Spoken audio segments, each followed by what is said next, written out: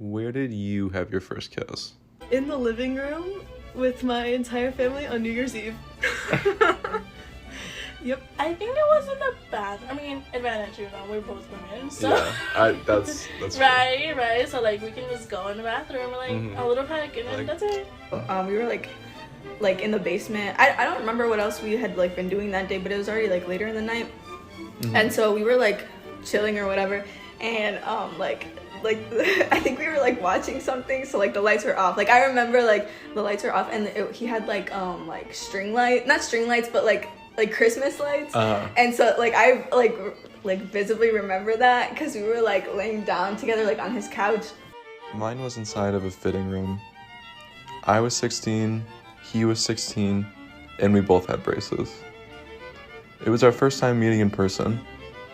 We'd known each other for a couple of weeks, just talking online, until we built up the mutual courage to ask to see each other. The only problem was, I was the only one with a driver's license, and since picking him up from his house wasn't an option, he came to the mall with his mom and pretended to be shopping on his own. The plan was to coincidentally be in the same store, in the same section, and at the same rack. My heart was pounding.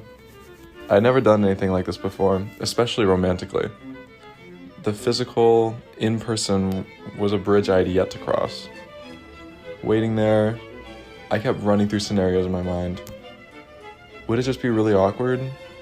Would we even go anywhere? Would his mom spot us? But the second I saw him, the only thing I worried about was if we were gonna kiss. But so it's, I kid you not, 11:57. Like, midnight's in 3 minutes. And it's like getting closer and closer, and then my friend's like, hey, so I texted Terry. And I was like, oh, well, cool, I guess. A minute until New Year's, and I hear a ding dong. The doorbell has rung. He's standing outside the door. I'm standing inside. I'm like, no way. Did he get here? I think it was after our dance class. Yeah, I want to say that. Reflecting on it, it wasn't much consent, I guess. Oh. I feel like because I wasn't educated in consent, neither was she. It was kind of like in the moment, like the vibe, quote unquote. Okay. And so, like we had talked about it before. Like he had asked me, like, oh, like, have you had your first kiss? Yeah. No, like I've never been with anyone, because he had been like with someone else, like he had kissed someone else before me. So, in terms of physical affection, the kiss is the odd one out. It's the one with the least amount of skin contact and the most margin of error. The hug and also iterations are much clearer and more efficient in connecting to people. With a hug, you feel a person in all their mass. You momentarily become an extension of that person's body. You can feel their bones, their muscles, their heart beating. It's versatile. A hug is the most popular greeting at Christmas parties and at funerals. Also, it's not just the act of hugging that's significant, but also being hugged. It's being enveloped by another in a warm chrysalis where one can find comfort, albeit temporarily. The hug, though, is the most official way to show love. Because it's so streamlined and efficient, there isn't much room for variation. The kiss, however, is entirely unique.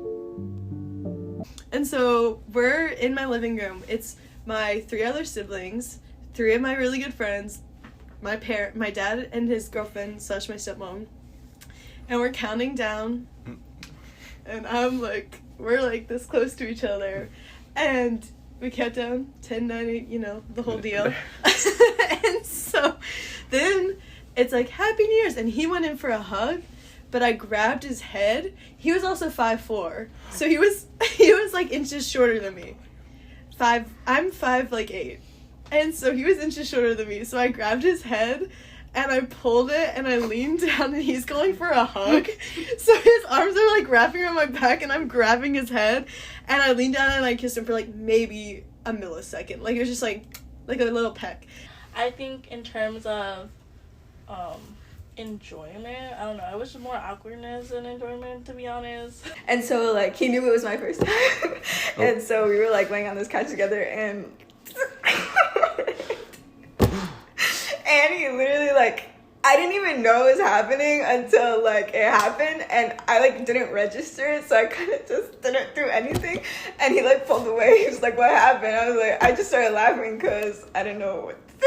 So I was like laughing a lot, because I also laugh like when I'm nervous and shit. So I remember it was really awkward at first. We said a quick hi, then aimlessly perused the clothes racks in lieu of a conversation. Even after weeks of talking, we didn't really know what to say to each other. Heart still pounding, eyes averting, hands not touching. Tired of the first store, we migrated to another where we found something to try on. I kept thumbing through the sweaters until I felt the buzz of a text.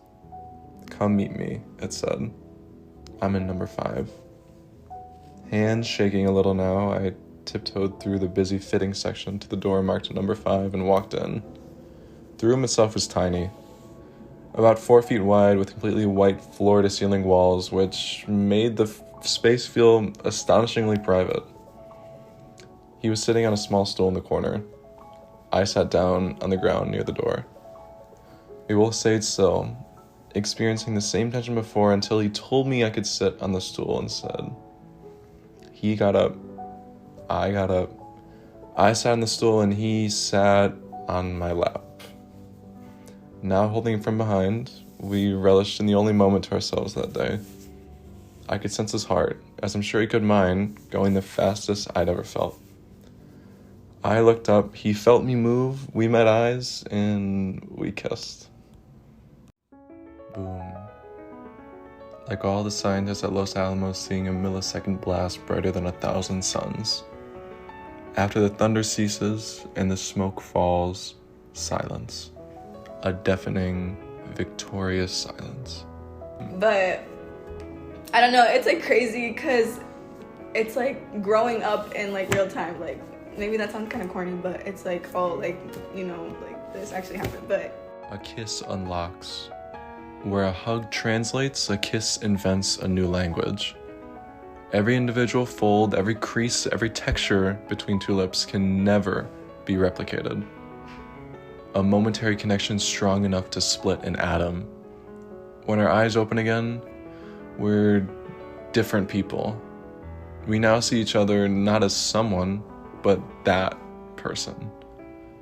You seem more like you now.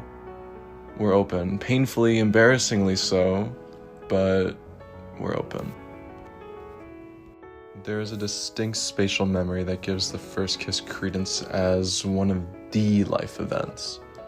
I remember the ache in my back from sitting on the hard concrete floor, the chattering store employees running back and forth outside, and the scratch of the whiskers on his upper lip.